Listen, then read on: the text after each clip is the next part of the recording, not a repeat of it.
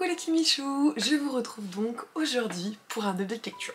On va être sur le mois de juillet. Ouais, je sais pas du tout comment je me suis débrouillée, mais j'ai un peu de retard dans les updates lecture. Par conséquent, vous allez sûrement en avoir un autre la semaine prochaine, histoire d'essayer un petit peu d'équilibrer. Donc là, vous avez juillet, la semaine prochaine, vous avez août, et il faudrait que je traîne pas trop à faire septembre non plus, mais je vais pas vous surcharger. Bref, je vais m'organiser, sachant que en plus, au mois de juillet, j'ai lu du bouquin. Vraiment, j'ai lu du bouquin, donc cette vidéo risque d'être un chouï longue, donc surtout, installez-vous confortablement, d'autant plus que l'automne est en train de faire doucement son apparition, je sais pas si vous avez remarqué, donc munissez-vous d'un bon plaid bien chaud, d'une bonne boisson chaude, que ce soit un chocolat, un pumpkin spice latte ou un thé ou que sais-je, un café, un cappuccino, un latte, enfin bref, faites votre life vraiment, mais installez-vous confortablement. Je vous préciserai systématiquement du coup quel format de lecture j'ai opté parce qu'il y a de l'audiobook et si c'est le cas où est-ce que j'ai pu lire notamment ces romans pour vous permettre de les retrouver un petit peu plus facilement et si c'est possible gratuitement of course. Tout d'abord j'ai eu un cucu de couche. Alors les cucus de couche c'est vraiment genre les lectures pépites. Donc soyez prévenus, c'est genre le haut du panier. Et je l'ai eu en la personne des 7 maris d'Evelyn Hugo de Taylor Jenkins Reid aux éditions Hauteville. En termes de format, j'ai pu découvrir cette lecture en audiobook et celle-ci est donc disponible gratuitement sur l'application Nextory dont vous avez le lien en barre d'informations pour profiter comme toujours de 45 jours d'utilisation gratuite. Et toujours parce que je suis transparente avec vous, lors de votre inscription, sachez que moi je perçois de l'argent de la part du coup de l'application parce que vous vous êtes inscrit justement, donc je vous remercie de me soutenir. Pour faire extrêmement simple, même s'il y a d'autres choses qui gravitent autour de cette histoire, on va suivre vraiment la protagoniste de Evelyn Hugo quand celle-ci, plutôt âgée, plutôt en fin de carrière et potentiellement peut-être en fin de son existence, elle va révéler tout ce qu'on ne sait pas d'elle. Parce que ça a été une actrice extrêmement célèbre, très cotée, très populaire, et du coup tout ce qu'on connaissait d'elle, bah, c'est ce qui était dit dans les journaux, les ragots de ses ex-maris, parce que si ça s'appelle bien les 7 maris d'Evelyn Hugo, croyez-moi que c'est pas pour en rien. Par conséquent, croyez-moi, notre chère Evelyn a quand même moult péripéties à nous raconter. Et notamment pour nous les raconter, elle fait appel à Monique. Monique est une journaliste qui n'est pas en fait mise en lumière de manière suffisante au vu de ses compétences. Et c'est Monique qui va être choisie explicitement de la part de Evelyn pour justement l'interroger et faire le récit de sa vie, sa biographie. Alors sachez que Evelyn, on n'est pas là pour l'apprécier. Vous allez voir si vous lisez cette histoire, elle a fait des choses qui sont répréhensibles, elle a fait des choses qui ne sont pas bien, d'autres où on ne sait pas ce qu'on aurait fait à sa place, d'autres par amour, d'autres choses qu'elle a vécues qui sont terribles, enfin vraiment on est sur un éventail d'émotions mais on pourrait finalement juger tout ce qu'elle a fait. Mais c'est pas le but de ce récit. On est vraiment là simplement pour découvrir cette histoire. Et en fait, je me suis dit de prime abord, quand je l'ai acheté avant la hype, parce que vous voyez bien, il y a écrit genre le phénomène BookTok. Et du coup, quand je l'ai acheté, et que j'ai vu que c'était un phénomène BookTok et compagnie, je me suis dit mais en fait, est-ce que je vais vraiment m'intéresser à cette lecture parce que enfin c'est juste une nana qui raconte sa life. Est-ce que vraiment ça va être pertinent et que ça va me plaire au vu de mes goûts littéraires quoi. Eh ben Marzette, complètement. J'étais subjuguée par cette femme. On va parler notamment dans les époques à peu près des années 70 et tout ça, d'homosexualité, de FF, de MM, enfin il y a beaucoup de choses abordées, de faux semblants, ça peut être de la maltraitance, il y a tellement de choses diverses et variées et du coup l'ensemble de tous ces éléments fait qu'on en reste complètement subjugué. Avec un petit bonus quand même pour la fin, quand elle a révélé le plot twist de l'histoire, j'ai fait mais non, c'est une blague, vraiment je suis tombée des nues et je pense que ça a été le cas de beaucoup de personnes. Alors même si de prime abord vous vous dites que c'est pas fait pour vous, que vous aimez plutôt la romantasy, les réécritures de contes, la fantasy dans sa globalité, peut-être les new romance, que sais-je, mais sachez que c'est mon cas et pourtant celui-ci a été absolument incroyable, donc finalement n'hésitez pas à le découvrir si le cœur vous en dit. Toujours en audiobook et toujours sur l'application Nextory, j'ai pu entamer une dystopie qui date je crois de 2014 avec le premier tome de The Book of Ivy de Amy Angel aux éditions Lumen. Ivy Westfall est une jeune femme âgée de 16 ans qui vit en fait dans ce qui reste de l'humanité à la suite d'une guerre absolument monstrueuse. Et en fait dans cette ville il y a son père qui faisait donc un peu la guéguerre au chef actuel, mais du coup son père a perdu. Donc eux ils n'ont pas la place de chef et de leader par conséquent dans sa famille. Mais pour que justement le chef, la personne gagnante qui est donc actuellement le maire de cette ville,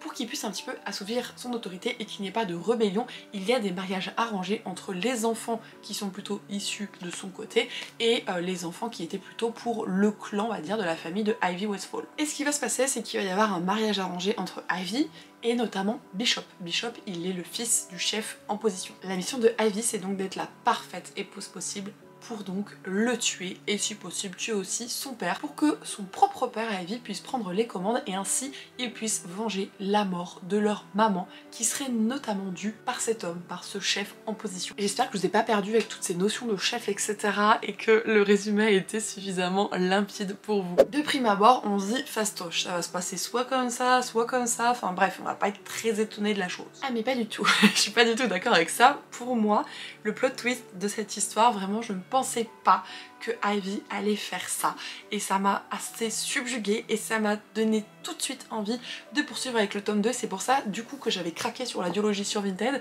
et dès que je l'ai reçu, paf, il y a l'audiobook qui est devenu disponible d'un coup alors qu'il n'était pas avant. Je fais oh, c'est un signe du destin. Donc oui, j'ai déjà lu l'audiobook, oui vous aurez ma chronique prochainement quelque part. En plus de ça on se dit, enfin c'est une dystopie de 2014 donc c'est vraiment plutôt dans la vague, vous savez, de Hunger Games, notamment du Labyrinthe ou encore de Divergente. Donc on ne sait pas si ça a bien vieilli ou pas. Et bien la personne qui est en face de vous et qui est donc à travers cet écran vous dit que ça a très bien vieilli parce que cette année moi j'ai découvert Hunger Games, j'ai d'ailleurs écouté complètement la trilogie mais également le préquel et j'ai pu découvrir cette dystopie-ci. Ah oui, moi les dystopies cette année je les ai dévorées, j'adore ça en fait. Mais sachez que c'est une des dystopies qui me restera vraiment, je vous en reparlerai bien sûr, le tome 2 était un tout petit peu en deçà mais le 1 il était tellement incroyable. Genre est-ce qu'on s'arrête 2 minutes sur Bishop?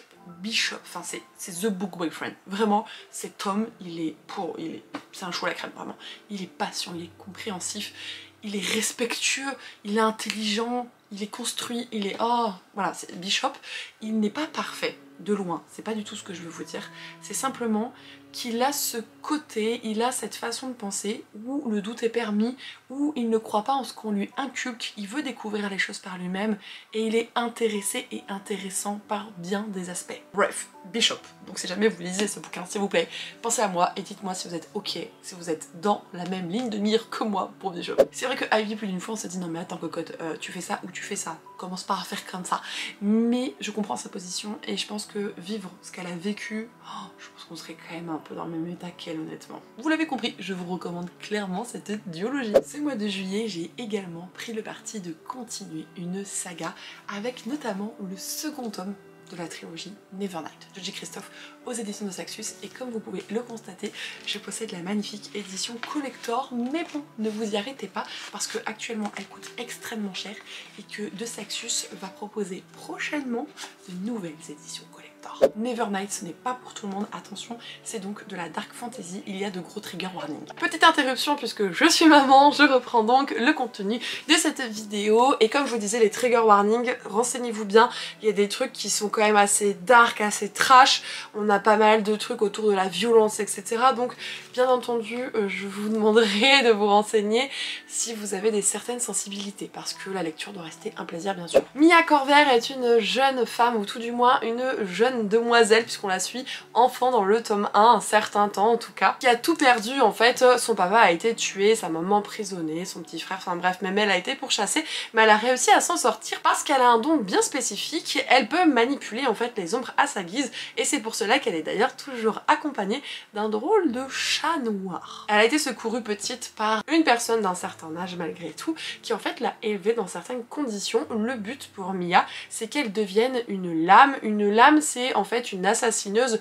pour l'église rouge qui est une grosse communauté, un truc vraiment très secret mais où il n'y a que des assassins professionnels et en fait elle veut apprendre, elle veut être dans le top niveau pour venger sa famille. Ça c'est vraiment le résumé du premier tome, bon ça se poursuit en somme dans le second mais dans le premier vous avez vraiment ce côté scolaire, école, c'est vraiment plutôt une ambiance du coup Dark Academia pour le premier tome. Dans le second vous sortez vraiment de cet établissement et vous, bon, on va dire que vous voyez un petit peu plus du pays. Je peux pas vous en dire plus parce que ça vous spoilerait mais je vous avoue que ce tome 2 je pense l'avoir préféré au premier tome parce que la dynamique est très différente, les conditions de vie de Mia le sont tout autant et je la trouve toujours aussi mais impressionnante, enfin quand on croit qu'elle va faire quelque chose, j'ai vraiment un truc en tête mais forcément je peux pas vous en dire plus, mais quand on croit qu'elle va faire un truc, vous voyez, on l'attend à ce qu'elle fasse ce truc, on est là genre en mode non mais tu vas pas faire ça Mia, n'en fais pas ça, et là elle vous surprend en faisant même autre chose que ce à quoi vous aviez escompté, en mode elle vous manipule comme une grande maîtresse, enfin bref,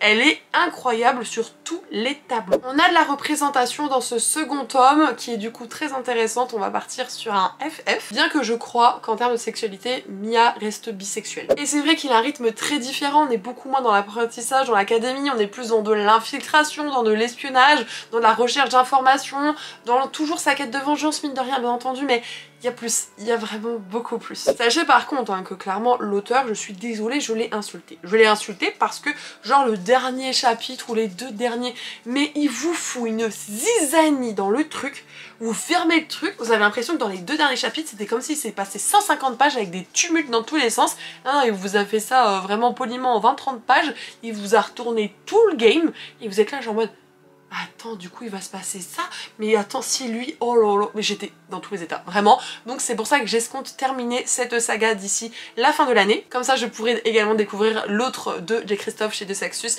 à savoir The Empire of the Vampire, l'Empire du Vampire. Ça me vient toujours plus facilement en anglais, chose inattendue avec moi si vous me connaissez un petit peu. Du coup franchement, enfin je salue le travail du maître. J'étais dégoûtée de ne pas pouvoir le rencontrer d'ailleurs quand il est venu en France malheureusement, ni d'avoir cette magnifique édition collector autour du roman que je vous ai cité précédemment. Mais bon bref, si vous aimez les univers de fantasy un peu à la dark, c'est-à-dire que, alors ça reste différent, mais c'est aussi sombre pour ceux qui ont lu La Guilde des Ombres de Anatrice. On est un peu dans cette vibe-ci et franchement c'est pépite, j'adore. Oui, ça fait peut-être psychopathe de dire j'adore la dark romance, mais j'assume, voilà c'est comme ça. Alerte, deuxième cucu de couche de cette vidéo. Ouais, en juillet j'ai eu 2 cucus de couche et je dirais pas que c'était inattendu parce que franchement j'ai entendu parler de l'autrice, je vous montre déjà le bouquin. Il s'agit donc de Maudit de Marine Kelada en auto-édition. Donc oui, j'ai déjà entendu parler de l'autrice sur les réseaux sociaux, sur Instagram. J'avais vu passer notamment du Laan plus que Maudit, mais j'avais quand même vu passer Maudit puisqu'il faisait partie de ma wishlist Amazon, hein, soyons honnêtes. Et en fait j'ai eu l'occasion de rencontrer l'autrice puisqu'il y a eu un salon franco-écossais à 1h30 de chez moi et je lui ai pris notamment celui-là et Faye, enfin Faye il se prononce, si jamais vous voyez un petit peu ses romans, voici lesquels je possède à l'heure actuelle. Et dans Maudit on va suivre Marianne Campbell âgée de 19 ans qui depuis toujours a des troubles qu'on aurait diagnostiqués comme étant des troubles anxieux sévères totalement inexpliqués. Et c'est pour cela que ses parents l'ont toujours énormément couvé et protégé, sauf que là il y a un grand rassemblement de la famille Campbell et je vous demande où, dans le mille en Écosse, parce que Campbell, Écosse, enfin bref, les clans quoi. Et c'est en se rendant là-bas qu'elle va rencontrer notamment une cousine, mais surtout qu'elle va en apprendre un peu plus sur certaines légendes. Et une fois qu'on arrive à ce moment de l'histoire qui correspond max aux 100 premières pages du bouquin, là vous avez boum un retour dans le passé. Et dans ce passé on va suivre la relation d'amour interdite entre deux protagonistes en pleine guerre entre les clans. Donc vraiment ce côté plus historique de l'Écosse qu'on peut parfois connaître. Et c'était prenant, mais la romance, franchement la romance du passé, elle m'a, oh là là là là, elle m'a fait vriller.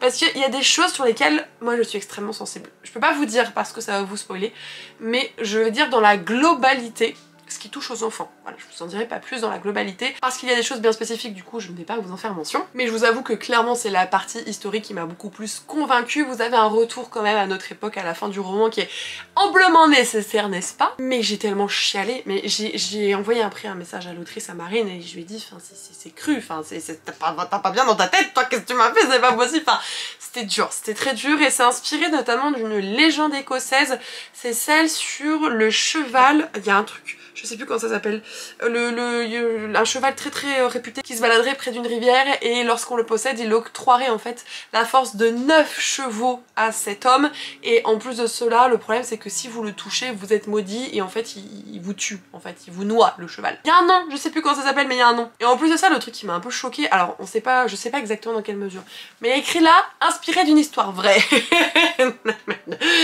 C'est pas bien. En conséquence de quoi, si vous aimez les romances, si vous aimez les guerres de clans, et si vous aimez l'Écosse, s'il vous plaît, penchez-vous sur ce roman et dites-moi des nouvelles, parce que j'ai besoin de savoir un petit peu ce que vous en avez pensé. Je sais que lorsque je vous en ai parlé, parce que il y a un décalage sur YouTube comme vous l'avez compris, mais je vous en parle beaucoup plus sur Twitch, sur les lives Insta, sur les posts Insta, bref, vous êtes nombreux à avoir craqué suite à ma chronique. Vraiment, je vous remercie de me faire autant confiance, et les retours que j'ai eu jusqu'à présent, j'ai pas eu une personne qui a été déçue. Il y a des personnes pour qui ça n'a pas été un coup de cœur et je le comprends complètement, mais pas une personne a été déçue de cette lecture et je tiens à le souligner pour vous donner envie de découvrir ce bouquin et cette autrice. Alors je n'étais pas totalement à jour, mais j'ai participé à la lecture commune sur le Discord de Madame Errance, donc Camille, pour le roman de Perles et de corail de Mara Rutherford aux éditions de La Martinière. Alors ici c'est écrit jeunesse, mais maintenant il s'appelle fiction. On va donc suivre ici deux jumelles, à savoir Nor et Zadie, et elles vivent sur une île où il y a des codes vraiment très spécifiques parce que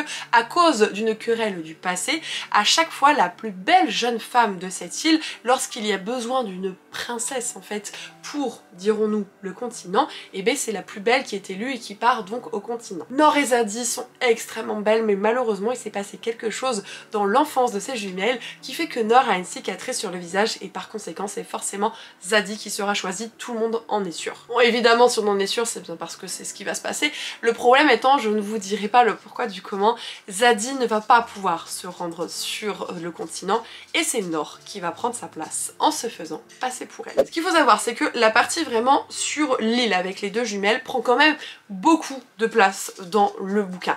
Alors pour certains c'était trop, ça perdait en saveur etc. Moi j'avoue que les coutumes et mœurs des gens sur cette île, ça m'a complètement fascinée. La relation des jumelles, leur quotidien, leur rapport à la beauté, au culte de celui-ci, j'ai trouvé ça extrêmement intéressant, bien que complètement déplaisant et pas du tout en accord avec moi, ce que je pense et ce que je conçois.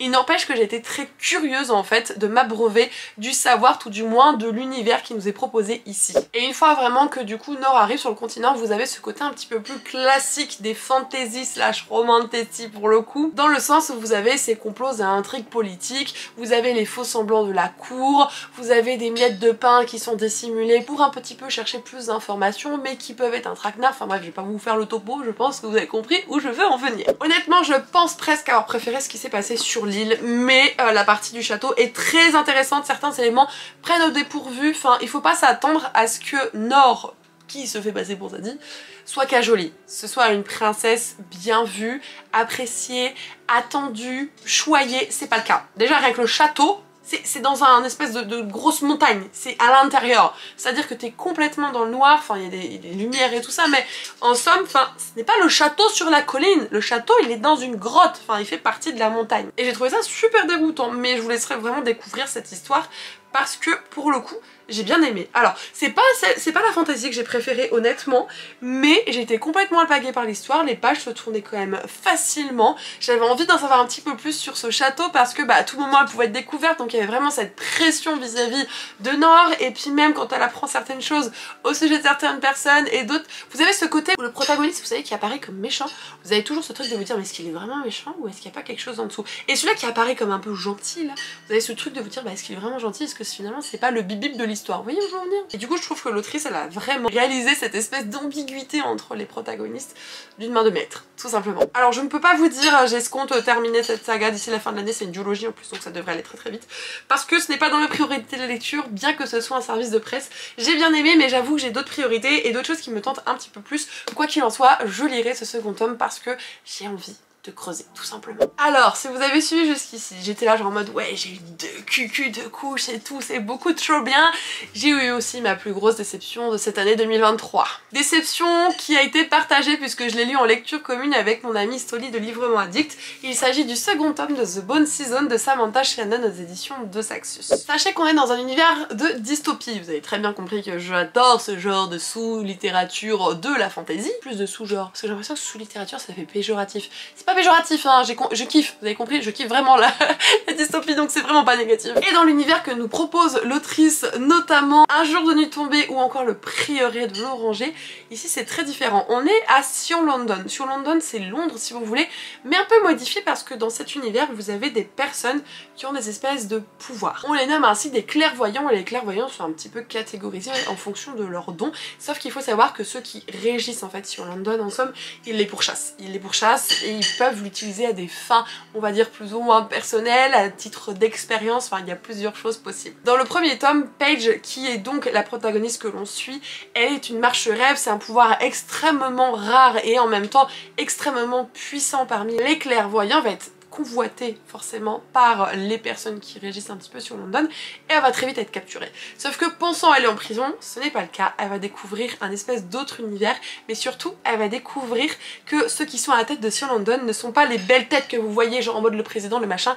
Il y a quelque chose encore au-dessus qui tire les ficelles de tout. Je suis pas peu fière de ma formulation parce que je trouve que ça donne assez envie, même pour moi-même. Vous allez me dire, non mais attends Kimi, tu nous parles de donner envie et tout. Le tome 1, j'ai vraiment adoré.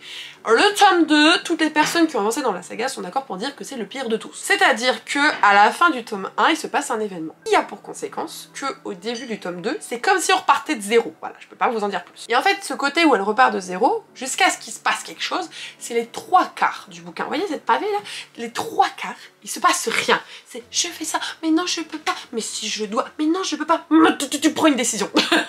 Du coup c'était un peu gonflant, hein, vraiment, le chat il tournait, là il se mangeait la queue. Ouais, il essayait de se manger la queue. Oh puis finalement on va tourner dans l'autre sens. Bref, on tournait en rond, c'était hyper relou et on attendait que ça bouge. Alors oui, ça a commencé à bouger vers la fin, je l'admets, mais enfin quand vous voyez que le bouquin, honnêtement, le truc il fait 620 pages. 620 pages, quand j'ai dû attendre, je crois, c'était page 450 pour que ça commence. C'est beaucoup trop. Là, franchement, il aurait pu être tronqué d'énormément de pages. Et du coup, bah, c'était compliqué. Vraiment, c'était compliqué. Je pense que je l'aurais pas lu en LC avec mon ami Soli.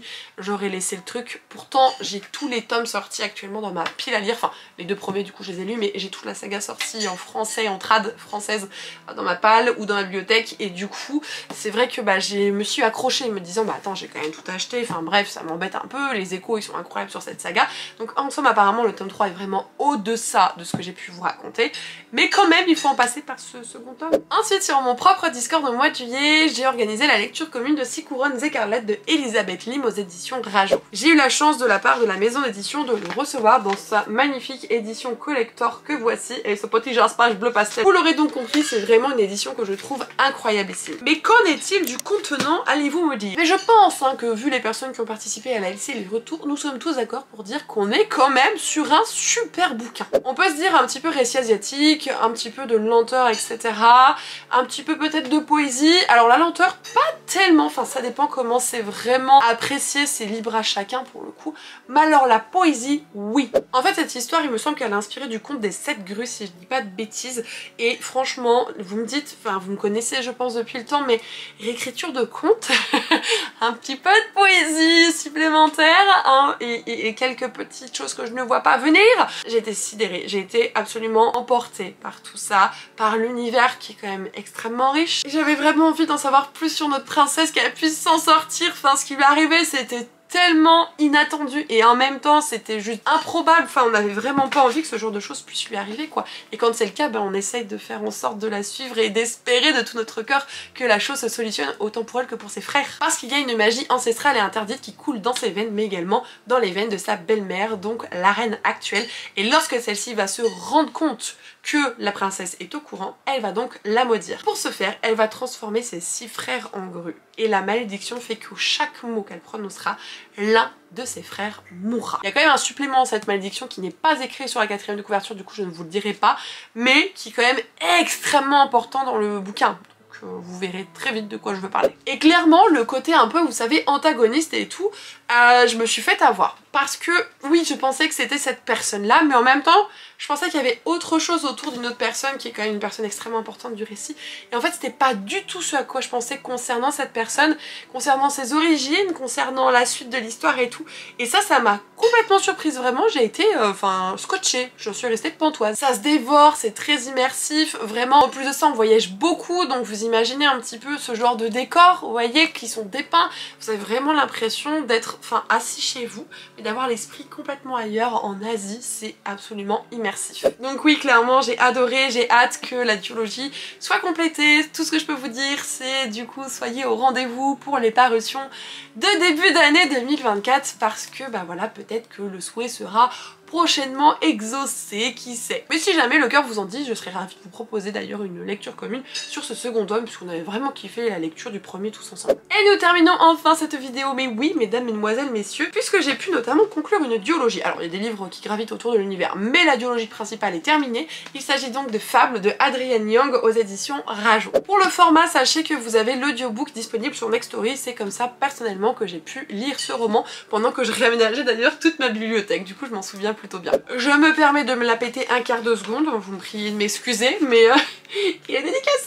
Voilà, j'ai pu rencontrer l'autrice et j'ai le tome 1, le tome 2 dédicacé et l'histoire, le spin-off sur Paget et Auster également. Du coup, j'avoue que je suis très fière, c'était une très belle rencontre. Fable est une jeune femme qui a une histoire vraiment difficile. Il faut savoir qu'elle est la fille d'une personne extrêmement importante dans cet univers. Il se nomme Saint, il a la main un petit peu sur plein de trucs plus ou moins légaux.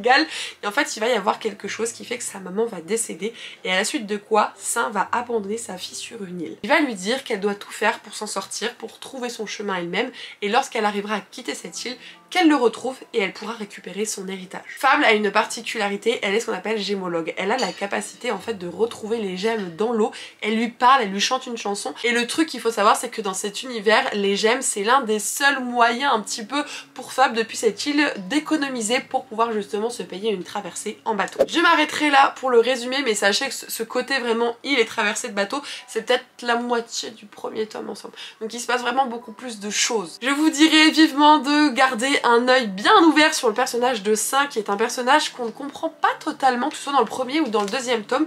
Il reste très nébuleux finalement, il nous manque des informations pour conclure certaines choses et en même temps il est très mystérieux, c'est dur de l'apprécier mais de le détester aussi. Et même si j'ai adoré vraiment le dynamisme dans le premier tome, le deuxième je l'ai trouvé un petit peu en deçà parce que dans le premier vraiment on a ce côté, on part à l'aventure, on découvre un petit peu plus les personnages, ce pourquoi Fable s'est retrouvé ici, son histoire, etc.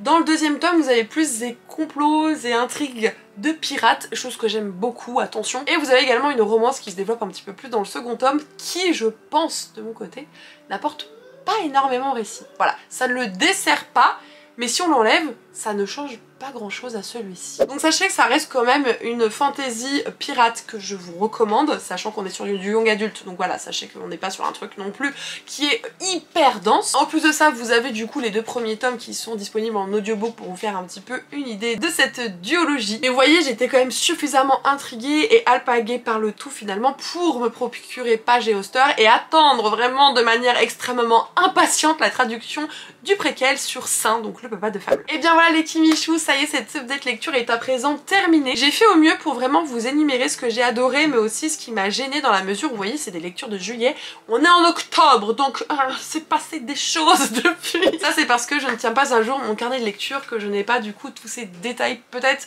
plus importants à vous souligner selon certains bouquins. Après en somme si jamais vous me suivez sur Instagram, vous avez tout qui est mis sur Insta donc n'hésitez pas à aller jeter un œil sur mon compte. J'espère que vous aurez passé un agréable moment durant le visionnage de cette vidéo, que vous aurez trouvé du coup mes avis qualitatifs mais qui vous permettent aussi de vous aiguiller sur ah ouais ce bouquin m'intéresse et celui-là non je passe mon tour, du coup c'est peut-être pas ce que je souhaite. Comme toujours je vous fais d'énormes bisous et je vous invite très clairement à prendre soin de vous le Kimichou, vous savez que c'est très important. Ciao ciao.